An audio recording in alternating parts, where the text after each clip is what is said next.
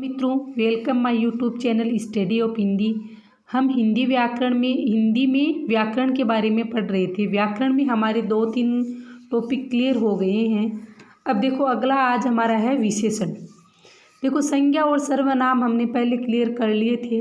अब आज हम विशेषण की बात करेंगे। तो सबसे पहले हम परिभाषा की ओर चलते हैं। देखो परिभाषा में क्या आएगा, संज्ञा और सर्वनाम की विशेषता बताने वाले जिन शब्दों को हम काम में लेंगे, मतलब संज्ञा और सर्वनाम की विशेषता बताएंगे, वो शब्द हम काम में लेंगे, उसे को है हमें विशेषण कहते हैं। अब देखो आगे चलेंगे तो हमारे सामने 2 शब्द आते हैं कि विशेष्य क्या होता है और विशेषण क्या होता है।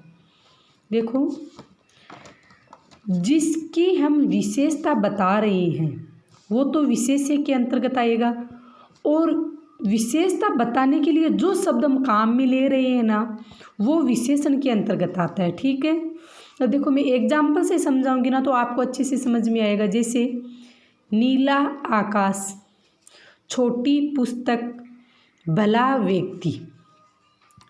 देखो अब इसमें हम विशेष्य को अलग करेंगे और विशेषण को हम अलग करेंगे। देखो विशेष्य के अंतर्गत आकाश, पुस्तक और व्यक्ति, ये तीनों चीज़ शामिल करेंगे, और विशेषण में नीला, छोटी और भला।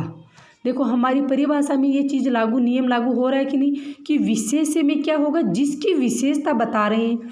तो देखो नीला आकाश, मतलब आकाश की विशेषता वो नीला है, पुस्तक है वो छोटी, और व्यक्ति है वो कैसा है, भला है।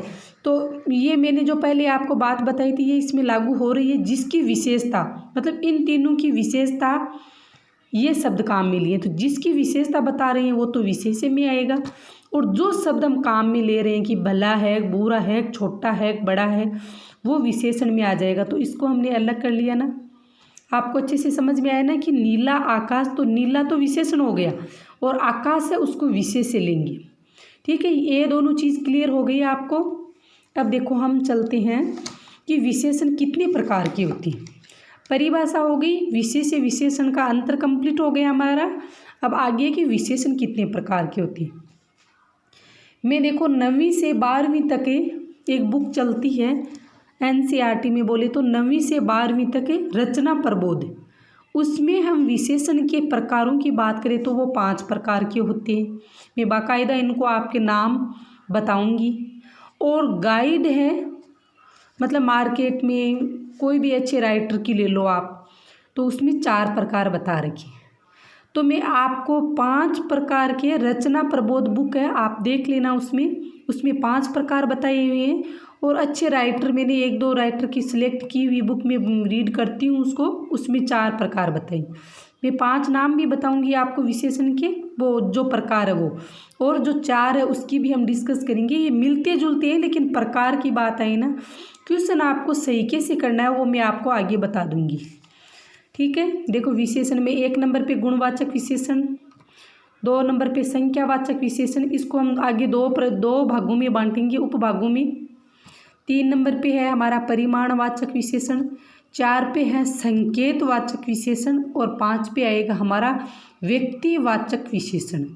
और 4 प्रकार में हम बात करें तो गुणवाचक विशेषण देखो मिल रहा है ना इसमें, दूसरा सेम वही है संख्यावाचक विशेषण, 3 नंबर भी हमारा मिल रहा है परिमाणवाचक विशेषण, और जो संकेतवाचक विशेषण है वो इसमें सार्वनामिक विशेषण लिए है ना।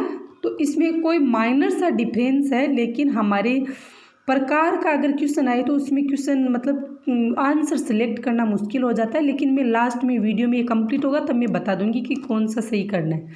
ठीक है, अब हम प्रकारों की परिभाषा, उनके एग्जाम्पल आगे की वीडियो में देखेंगे। Thank you.